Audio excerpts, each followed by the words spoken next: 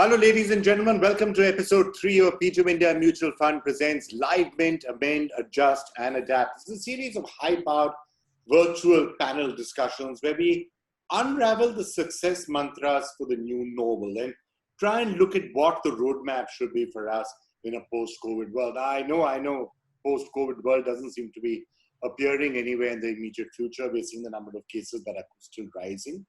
But it's good to spend this time trying to figure out what needs to be done for India and for the world as we finally emerge from COVID. Now, I'm Vikram Chandra. I'm the founder of Veritergy. Today, we're going to be looking at the topic of policy and reforms. Are you expecting a lot of dramatic changes in the next few months, and should they be coming? Thank you, Vikram. Thank you for giving me this opportunity.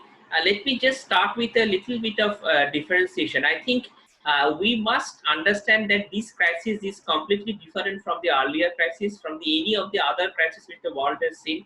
For example, the 2008 crisis, because this is primarily a health crisis, which has now turned into a full-blown financial crisis, or a supply crisis, which has now turned into a full-fledged demand problem. So any crisis of this sort, we have to first tackle the health emergency. So until and unless we do that health emergency, I think we can do a lot of changes, and which we are trying to do. Some of them may be absolutely justified, but as long as you don't address that health emergency, I think things will not fall in place. What you're saying is more or less what the Prime Minister had said when he announced the first lockdown, that look, it's a health crisis, you've got to first sort out the health crisis. Jaan hai to jahan hai is what the specific quote that he made. First, keep yourself alive, and only then can we worry about the economy. It seems to have moved from there a little bit, maybe because of the realization that this health crisis could take 6 months, a year and a half. No one knows how long it's going to take. I mean, it's a theory that the vaccine will be here by early next year, but it may not ever be here. It's a theory that cases will start plateauing, but it may not actually happen. So can you really do it sequentially? I think that's the big question that is a very major debate in many people's mind. Exactly. I think you have hit the nail on the head. What I'm trying to say is that why don't you use this opportunity to build up the health infrastructure? I am not sure that we had a lockdown. Now all the states are also in several forms of lockdowns. I'm not sure how far the health infrastructure has moved. So I have a very simple suggestions. To build up, India has 700 odd districts. In 500 districts, we don't have a proper health infrastructure. Now, if you want to construct a 500-bed hospital in these 250 districts over the next 3 years, it will cost you 20,000 crore per year. That means 60,000 crore over a period of 3 years. So why can't we take it as a mission mode of investing in health and education, because this is the social capital which will pay you dividends when you come out of the crisis. So this is basically the first thing which I want to know. Use this opportunity.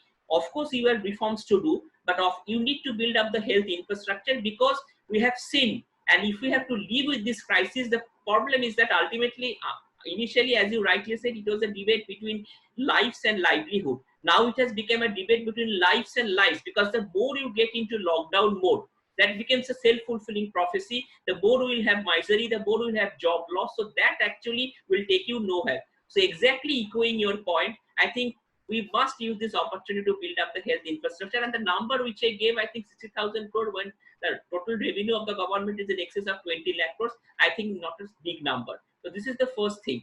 The second thing which I'd like to say, correctly, banking sector, yes, the banking sector has seen a lot of reforms, but I think that we now must allow the public sector banks, or for that matter, the public sector institutions, to unlock and create value. They are creating a lot of value, but unfortunately, this value is not getting recognized in the market. So I think we can discuss this if we have time. Why not? I mean, we have done a fundamental reforms in the agricultural sector, which may have been difficult to do in the normal circumstances.